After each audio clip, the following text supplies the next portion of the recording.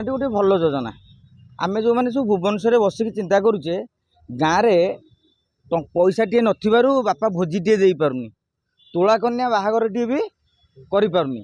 ଯଦି ସରକାର 50,000 ଟଙ୍କା ସାହାଯ୍ୟ କଲେ ଅସୁବିଧା କ'ଣ ରହିଲା? ଆପଣ କହିବେ ଋଣ ହେଇଛି, ବର୍ତ୍ତମାନ 59 କୋଟି ଟଙ୍କା ଖର୍ଚ୍ଚ ହେବ। ଏ 59 କୋଟି ଟଙ୍କା ଫେଡ଼ି ଦେଲା ପରେ ଆପଣଙ୍କ ହିସାବରେ ଆଉ କେତେ ଟଙ୍କା ଋଣ ରହିଲା? ପୁଣି ଋଣ ତା ବାଟରେ ଚାଲିବ, ଯୋଜନା ତା ବାଟରେ ଚାଲିବ।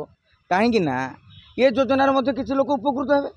ଆମେ ଯେତେବେଳେ ଶିଳ୍ପ ସଂସ୍ଥା ମାନଙ୍କୁ ହଜାର ହଜାର କୋଟି ଟଙ୍କା ଋଣ ଛାଡ଼ କରିଦେଉଛେ, ସରକାର ଋଣଗ୍ରସ୍ତ ଅଛନ୍ତି ବୋଲି ସାଧାରଣ ଲୋକଙ୍କ କଥା କାହିଁ ନ ବୁଝିବେ?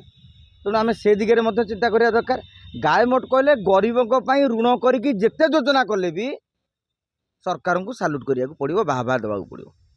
କିନ୍ତୁ ଋଣ ଟଙ୍କାରେ ଧନୀକୁ ପୋଷିବା এইটাକୁ ବରଦାସ୍ତ କରାଯାଇପାରିବ ନାହିଁ। ଯେମିତି ରାସ୍ତା କାମ କରିଦେବା, ଗୋଟିଏ ଗୋଟିଏ ରାସ୍ତା କାମ ଆପଣ ଦେଖୁଥିବେ 3-3 ଥର ଲେଖା ହେଉଛି।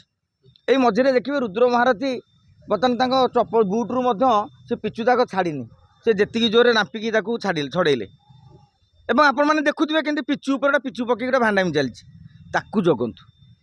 ଗରିବ ଲୋକ ଯଦି କିଏ ମିଛ କହିକି ନେଇଯାଇଛି ତା ଝିଅ ଘର ବାହାର, ଟିକେ ନା ପଇସା ଅଛି ନେଇଯାଇଛି, ପାପ ବୋଲି ଭାବନ୍ତୁନି। ସେଇଟା ଗୋଟେ କାମରେ ଲାଗିଛି, ଗୋଟେ ଝିଅର ବାହାଘର କାମରେ ଲାଗିଛି। ତେଣୁ ଅନେକ କଥା ତା ଭିତରେ ରହିଛି। ଆମେ କିଛି ଯୋଜନାକୁ ଦଳମତ ନିର୍ବିଶେଷରେ ସାଧାରଣ ଲୋକ ହିସାବରେ ଚିନ୍ତା କରିକି ସମର୍ଥନ କରିବା। ଆମର ପଇସା ଅଛି, ଆମେ ଜାକଜକମରେ ହୋଟେଲରେ ବଡ଼ ବଡ଼ ଭୋଜି କରିକି ମଟନ ମାଉଁସ ଚିକେନ୍ ଫିକେନ୍ ଦେଇ ଛିନଛତ୍ର କରି 15-20 ପ୍ରକାର ଆଇଟମ୍ ଗୁପଚୁପ ଧରିକି ଆଇସ୍କ୍ରିମ୍ ଯାଇକି ଦେଇ ଦେଉଛେ। ଭାତ ଡାଲମା ଦେବା ପାଇଁ ଲୋକଙ୍କ ପାଖରେ ଟଙ୍କା ନାହିଁ। ତେଣୁ ଆମେ ଆଶା କରିବା, ମୁଁ ତ କହିବି ଏ 59 କୋଟି ଟଙ୍କା ସରକାର କ'ଣ ବ୍ୟୟବରାଦ କରୁଛନ୍ତି, ସେଥିରେ କେତେଟା ଝିଅ ବାହାର ହେବେ? ସରକାର ସେଠିକି 590 କୋଟି ନହେଲେ 5900 କୋଟି ଟଙ୍କା ଦିଅନ୍ତୁ। କାହିଁକି ନା ବାପା ଉପରେ ଝିଅ ଆଉ ଯେତେବେଳେ ବୋଝ ନ ହେବ, ଏ ଯେଉଁ ପୁଅ ଝିଅ ଭିତରେ ଯେଉଁ ଲିଙ୍ଗଗତ ବିଭେଦ ଆପଣମାନେ ଆମ ମାନସିକତାରେ ଦେଖିବାକୁ ପାଉଛନ୍ତି, ଆଟଲିଷ୍ଟ ବାପା କହିବ ମୋ ଝିଅ ବାହାଘର ପାଇଁ ସରକାର ତ ଟଙ୍କା ଦେଉଛନ୍ତି, ମୁଁ ଆଉ ପାଠ ପଢ଼ିବା ପାଇଁ ତ ପଇସା ଦେଲେ,